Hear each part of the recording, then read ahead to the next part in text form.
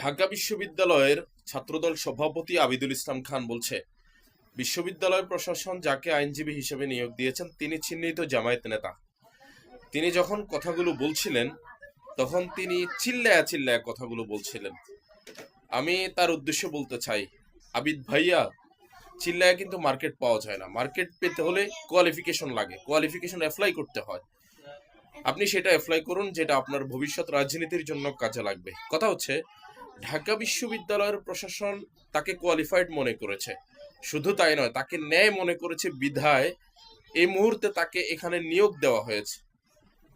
এখন আপনার চিল্লানিতে প্রশাসন ভয় পেয়ে আপনাদের পক্ষের কোনো স্টেপ নিবে, আপনারা যদি এই চিন্তা করে থাকেন এবং এই চিন্তা মনোভাব নিয়ে আপনারা চিল্লান, তাহলে ভুল করবেন। আপনাদের পছন্দের কোনো স্টেপ আশা করি এই মুহূর্তে বিশ্ববিদ্যালয় প্রশাসন নিবে না। সুতরাং না চিল্লায়া কাজ করেন, সাধারণ ছাত্রদের পেছনে কাজ করেন, এটা কাজে লাগবে।